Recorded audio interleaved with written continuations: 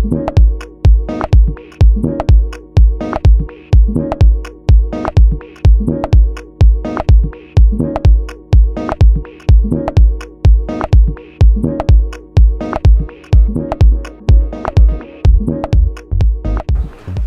first of all want to show you why you're going to bother to do this. These are the most fantastic brushes for decoration. And you cannot buy them, you make them. And this is a deer tail, a real deer tail, supplied by Lisa. It's her tail. My brother has. And there is something absolutely fantastic about the brush stroke you get from one of these. Oh, you can barely see it. I thought you could see on this brown. Put it on the paper towel. But see how loosey-goosey you can be? You can go thick, you can go teensy-weensy thin. It is a great decorating tool with oxides because it flows. It holds quite a bit too. So these are ones that I have made years and years ago. And here's one, you'll say, how come this deer has a red tail? Because I didn't have a real tail. I had to go to the fly fishing store. And they sell all these things to make flies for the fishermen. So you can just go to there, but different sized ones. So I wish I should have had a piece of white paper, then you could see. But it's loose, and I like a long handle because if you hold something like this, you're tight. And on a long handle with this loose brush, you can just get wonderful brush strokes. So that's why we want to do this. Here's what you need. A tail, or go to the fishing store. People have used squirrel tails. We have used hair, but I'll tell you, our hair is way too soft. Asian hair is marginal. I mean, it's coarse enough that you can kind of make a brush. But the best deer tails are from Alaska because remember Floyd? How many of you remember Floyd? He used to bring me deer tails from Alaska because he went every year to go hunting. But cold weather, they have really nice hair. So we're going to use one of them. And here you can just pass it around so you'll feel the hair. And this is what you're going to need. Dental floss, scissors, something to put the tail in. This is getting really silly, isn't it? If you have an old paintbrush that the hairs came out of, don't throw this part away, make a new brush. I've used ballpoint pens, and this happens to be a hole puncher that I bought from Floyd and one of his tails, so it's very sentimental. You're going to need some glue. They recommend two-part epoxy, but I have yet to mix two-part epoxy right. So I use E6000. It's my go-to glue. I always have results with that. And the reason I bought the hacksaw is not for the tail. If you have access to bamboo, and people who grow it always have bamboo. If you don't, you can go up to Hakone Gardens and they sell it because they cut down the bamboo. But if you, pardon? Yeah. Park has wild bamboo. And anyone who grows it will have plenty. And I have made many, many handles out of it. And I use my little hacksaw, and ordinarily I want the two ends to be closed for a handle because it looks better. But for this, I needed it open. So I just put it in my vise, and with my little hacksaw, I just cut it open. And I deliberately picked different sized ones to bring in tonight. And so you can see the diameters are different. So now, down to business. You're going to take your deer tail, And no, these are not Bambi. These are big, tough guys. They live out there in the wilderness. And you're going to, I don't know if I should tell you this, but her brother sent these all vacuum packed, and they were just sealed hermetically and perfect. And like a good person, she put them in her freezer so they could not deteriorate. And I said, I need those tails at least a week or two in advance so they'll dry out. So this one has just been hanging in my garage. And you're going to take some hair. I think I should have a student. Get up here.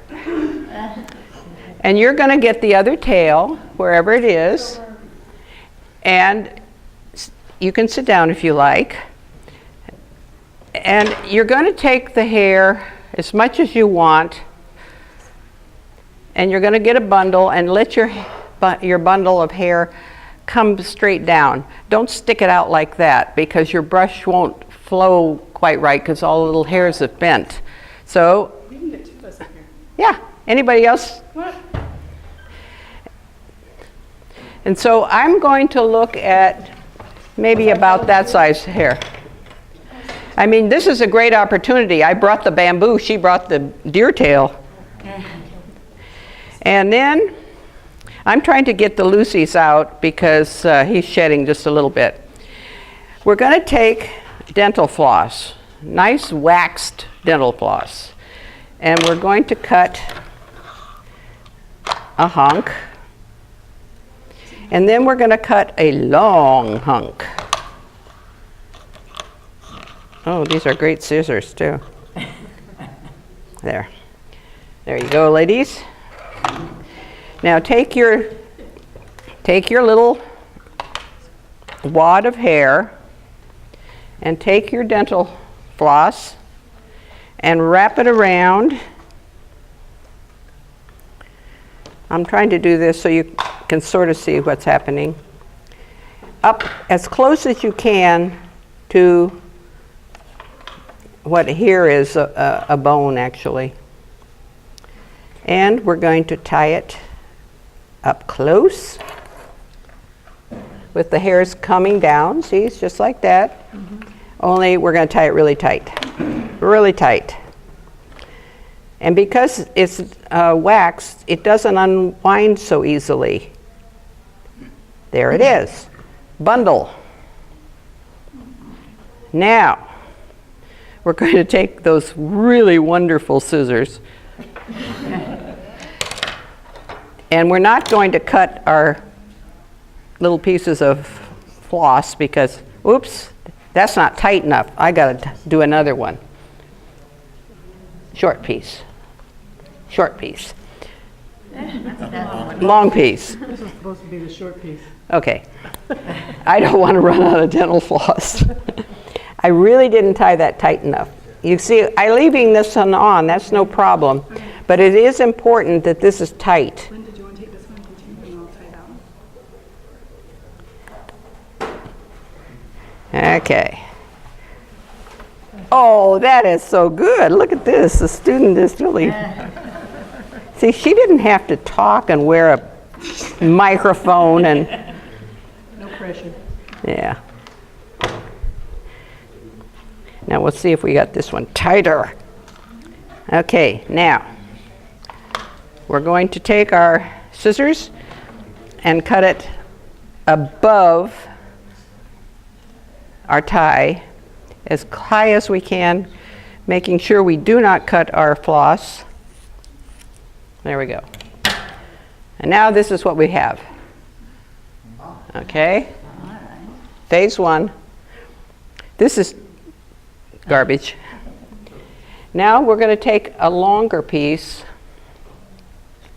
and we're going to start right where our tie is, and we're going to wrap it around and around and around and around, hard, tight, tight, up the shaft of the hair. Then take the other end and go around and around. This is what's really going to keep these guys together. And the hardest part of this whole thing is tying this last knot. You need someone to hold it for you? Well, yeah, but that's all right. Here. A surgeon's knot. I forgot to say that. Do you know what a surgeon's knot is? Okay, Don't you go 1, 2, 3 and pull? you go around twice. Let's just undo this and do it right. Because it holds the knot while you're tying it. I knew there was a reason. I was thinking about that. And actually, here's this one goes this way, that one goes that way. We'll do it right. So these two halves are going kind of opposite directions until they get close to each other. Then my assistant was helping me, and she did everything right, but I did not. We go around. No, it's okay, I can do it. Yeah. Around, see that's once. Now go through the loopy again. Oh. That way, when you pull it, it holds itself. Now my assistant is going to pull that in, I'm going to pull this end. Did I leave enough above it? Really tight. And then I just want to make sure, so I'm going to tie it one more time just to be sure. But see, it's pretty good now. So you go around and a second time through the hole, like every good Girl Scout. Now, we can trim our floss. How we doing over there? Good, we're doing our second one. Oh, man. Well, 4 hands make light work. Oh, that's really thick. Oh, you want a good big fat one because we've got to look at the size of that hole. Okay. All right. Now,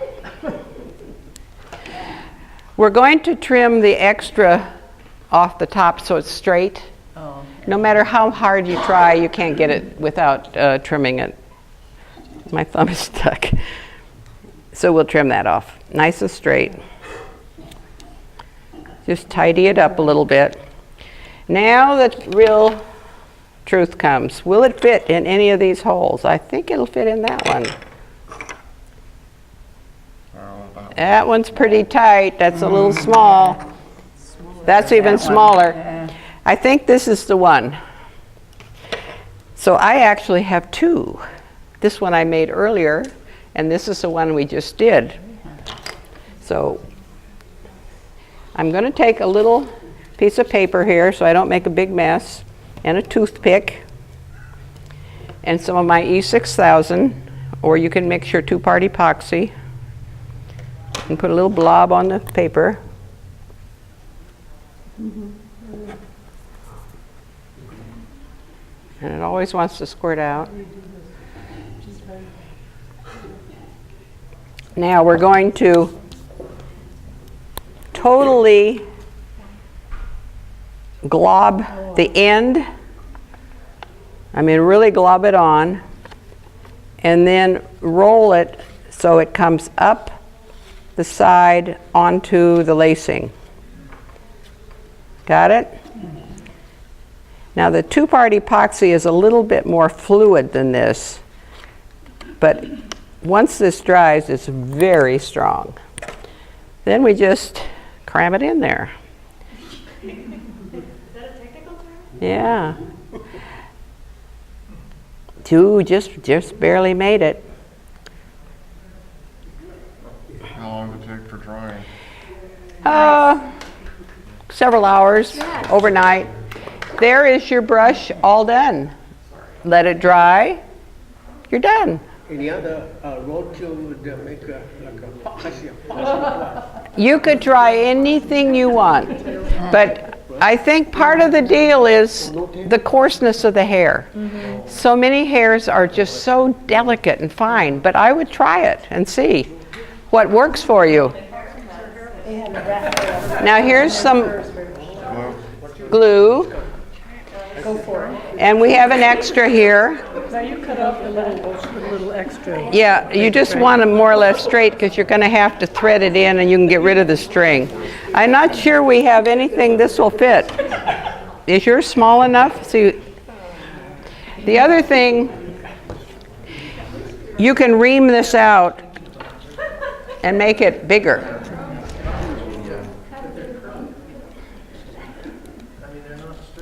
We might be able to get that one in here. See, we gained some. We could afford a little more glue. There we go. Get the brushes. Yeah, let me try them. This might be better just straight out of the tube. Here's some more. So, does anyone have a question? Where can I get deer tail? My brother. When you wet it, will it be nice and skinny at the end like this? Just like that. It will, huh? Well, try it on the real tail. Just dip it in water. You'll see. I think we can get this one in here now that we've reamed it. Oh, yeah. Ooh, that's a tight fit. Do they shed after time? Probably. Yeah. Because if something gets pulled out of the ferrule or whatever it's called, I think if I cram this with a toothpick, it'll be okay. Now, everything is available. You don't have to have bamboo. You don't have to have a hunter in the family. You can use an old ballpoint pen and make one. I think that'll work. I'm not going to test it yet. I'm going to get the loose stuff off because the glue is just set up. But why not do it? Question? Yeah. Is it better to start thick because it will shed out, or Uh, does it depend on the size of the Actually, it just doesn't seem to make that much difference once it gets mounted in there. The shedding was pretty much when I was just cutting it. See, this is probably, how long has Floyd been alive, you know, dead? I mean, this is probably 25 years old. And this one is short and fat, and so its brush stroke would be different. You just play around with it, but do try it, especially if you're a porcelain artist and you want to do brushwork. It's really nice. So that's it. Cool. I have. Anybody want a bamboo? You're